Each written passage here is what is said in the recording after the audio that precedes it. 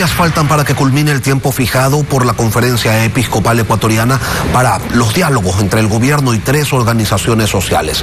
Según el gobierno, el trabajo ha dado resultados y exponen que se han alcanzado 87 acuerdos. Desde la CONAIE hay cuestionamientos y algunos integrantes de su dirigencia señalan que para las bases de esa organización los diálogos han sido una pérdida de tiempo y que esas bases exigen una nueva movilización. Con estos antecedentes, saludamos al economista Pablo Lucio Paredes, columnista de Diario El Universo, analista económico. Buenos días, bienvenido a Contacto Directo. Sí, muy buenos días, Lenin. Un abrazo y a la gente que nos escucha. Que hablando se entiende la gente es un dicho que se acuñó en los inicios mismos de la lengua. Y dialogar es un ejercicio en desuso, pero sin duda es el mecanismo más efectivo para la solución de discrepancias. Sin embargo, ¿qué legitimidad tiene que un gobierno electo democráticamente deba negociar con una organización social, cualquiera que ésta sea, sobre pretexto de evitar el caos y la violencia? Mira, la respuesta es ninguna. La sociedad está hecha de una serie de mecanismos, las elecciones, el equilibrio de los poderes, la prensa libre, la participación de grupos de la sociedad civil. Todo eso va dando los equilibrios que llevan a las decisiones que toma la sociedad. Y uno de esos grupos, entre tantos, es obviamente la CONAIE, que debería participar de esos mecanismos diversos de la democracia, ¿no es cierto? Pero ahora resulta que se tomaron las calles y con la violencia se volvieron representantes de todos los ecuatorianos, no para discutir temas específicos como la justicia indígena o la educación intercultural o cosas así, no, para discutir temas que tienen que ver con todos los ecuatorianos. Se volvieron nuestros representantes a través de la violencia en las calles. Eso evidentemente es inaceptable. Es decir, que bajo esos principios entonces los gobiernos deberían también sentarse a negociar con los narcotraficantes, con los terroristas, porque si no lo hacen, imponen el caos en la sociedad.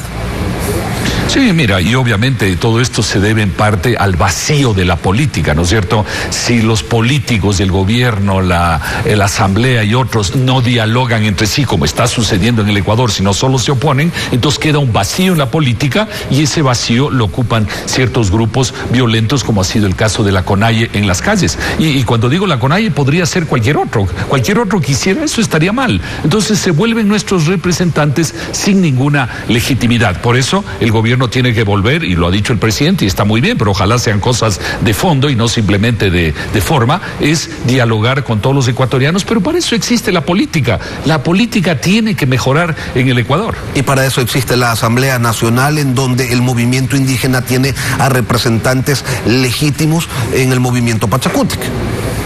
Sí, a través de eso debe procesarse junto con la sociedad, porque tampoco es que tú le entregas al gobierno y a la Asamblea Nacional, tú le entregas cualquier legitimidad para que hagan cualquier cosa, no. Los ciudadanos seguimos siendo los dueños de la sociedad y de nuestros derechos y controlamos a los políticos, pero los políticos tienen que hacer su rol, que es sentarse, no a oponerse continuamente, sino a encontrar soluciones para el país. Ahora, Pablo Lucio, hay un hecho innegable: los sectores rurales del país han sido históricamente invisibilizados. Las cifras lo demuestran, ¿no? Las tasas más altas de pobreza, de falta de acceso a servicios básicos, de desnutrición crónica infantil, están precisamente en la ruralidad. Y no sería una mala cosa que ese fuera el caballo de batalla de las organizaciones sociales. El problema es que esos temas no los regresan a ver siquiera. ¿Y a qué se debe eso?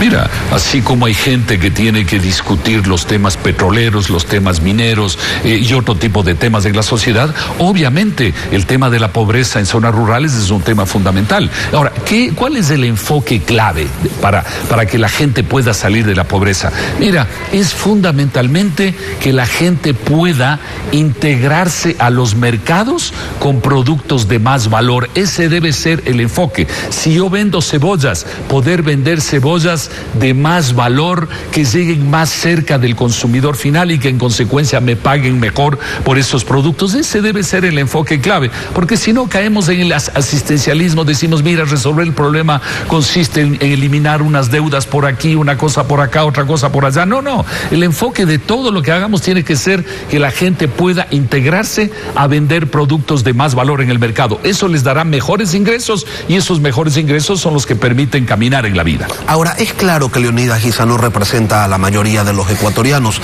No nos olvidemos que ni siquiera logró ganarle junto a Jaime Vargas las elecciones que se realizaron dentro de Pachacutic para definir al candidato presidencial, que terminó siendo Yacu Pérez.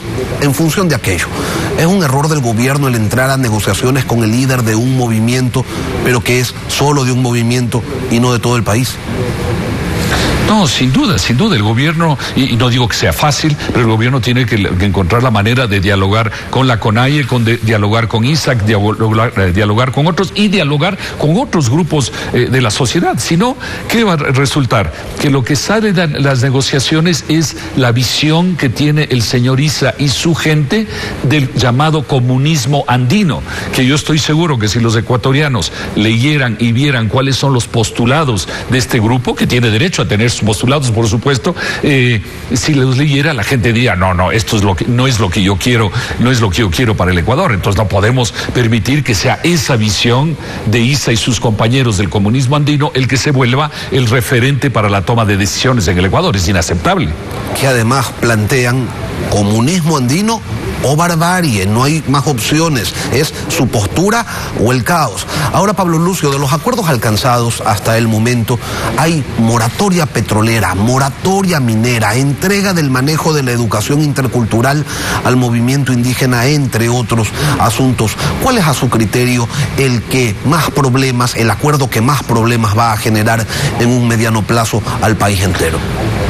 Mira, yo creo que tú has señalado los temas más importantes que se han dado hasta el momento, porque hay el tema también de la focalización del subsidio a los combustibles, que es muy importante, hay el tema de control de precios, en fin, pero tú has señalado lo más importante, ¿no? Que es un freno, yo no sé si es una moratoria, pero al menos es un freno a la actividad petrolera y a la actividad minera.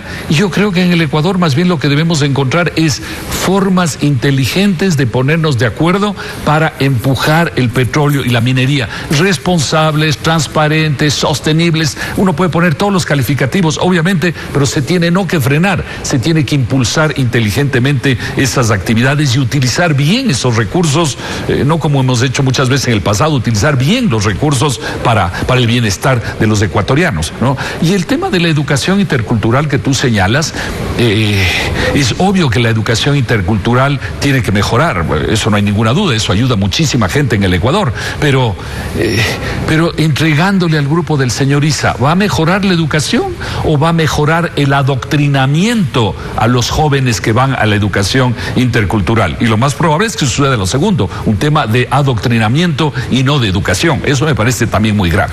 Pero pese a estos acuerdos que eran requeridos por la CONAIE, resulta que dentro de la organización hay voces que señalan que todo esto es una pérdida de tiempo y que mejor se van a una nueva movilización.